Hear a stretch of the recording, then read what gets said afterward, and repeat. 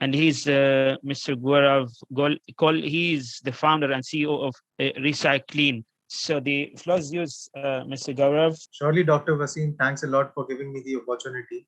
And I'll try and stick to my time that you allocated to me. It's already late, so I'll try and stick to my time for sure. So the topic today is recycling towards circular economy post-pandemic.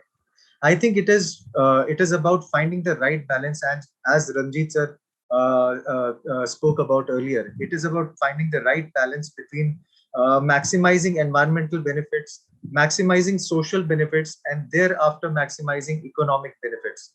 Now in fact after post-pandemic, I think it is more about how we can maximize the benefits within the boundary of the planet that has set for us and avoid the past mistakes.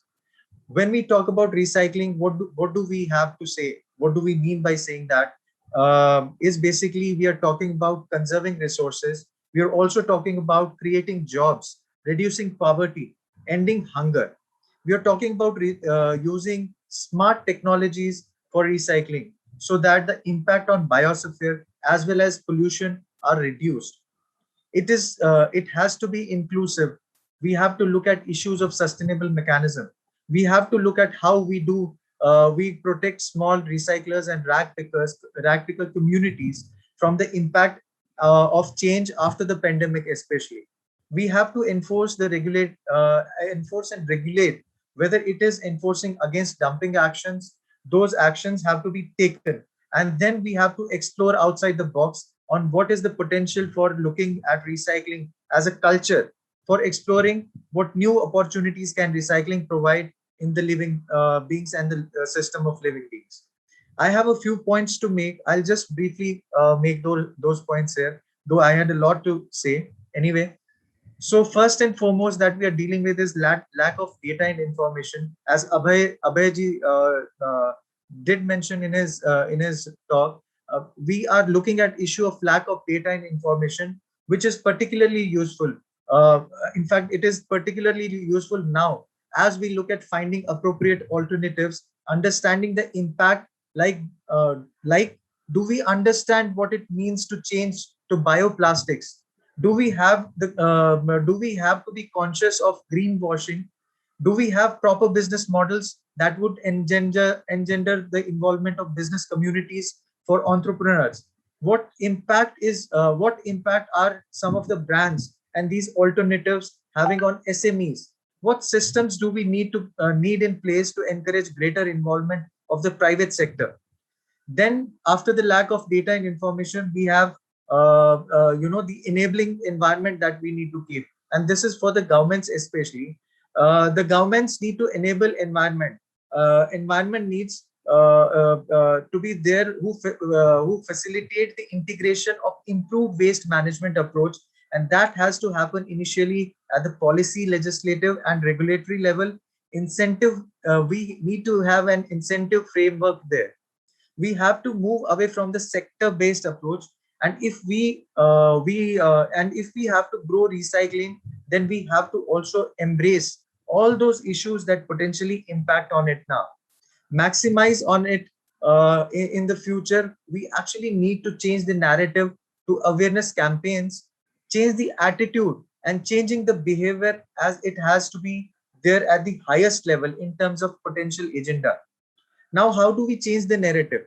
How do we actually change the narrative is the critical question, and we must understand that. First, in terms of circular economy, we must maximize the use of resources and prevent waste generation aspects related to recycling, upcycling. We must install more sustainable primary material. Energy generation from waste should be part of the circular economy that we are trying to portray. Then we must shift to nature-based solutions, using natural ecosystem, conserving in terms of water conservation especially. We must have ecosystems conserving wetlands for wastewater treatment. We must have green infrastructure for rainwater control. Then, of course, we have the 3 Rs, the favorite 3 Rs for all of us: the reduce, reuse, and recycle. The whole aspect of reduce, reuse, recycle for sustainable In fact, I would take water as an example. For the sustainable water and wastewater management opportunities for free treated wastewater rivers and irrigations, particularly if it is non-edible and non-potable purpose, could be for industrial cooling. As we looked at sustainable agriculture, then we also look at nutrient efficiency. We can look at extraction of the nutrient from the wastewater and then use them back to sustainable agriculture, improving the land use and reducing on the impact of sedimentation and runoff into that runs off in there. Then in fact, what do we still need? We still need education and awareness that has to be constant, and it has to be across multiple dimensions, like schools at primary, secondary and tertiary education levels. We have to institutionalize this. We have to continue with the training, whether it has to be through massive open online courses or training we have to get into the university systems. We need to have this thing ingrained in our education systems for sure. See, it is about utilizing the challenge and issues around it. Now let's come to COVID-19. As we are battling this COVID-19 crisis, it is an opportunity to build back better opportunities for nations to green their recovery packages and shape a 21st century economy in ways they can implement clean, green, and healthy, safe environment. And those resilient, there are circular economy. There is circular economy now for them. Then we need to refuse what we don't need. Coming down even to the raw material level. Then we need to reform in the design of product. We must design for sustainability. Then we have to reduce the consumption pattern, which should be more sustainable in nature.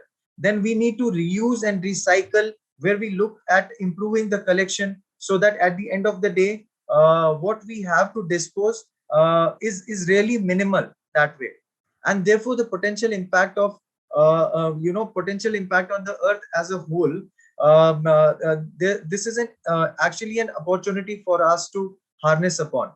And with that, I would want to end my talk here. Thanks a lot for hearing me out.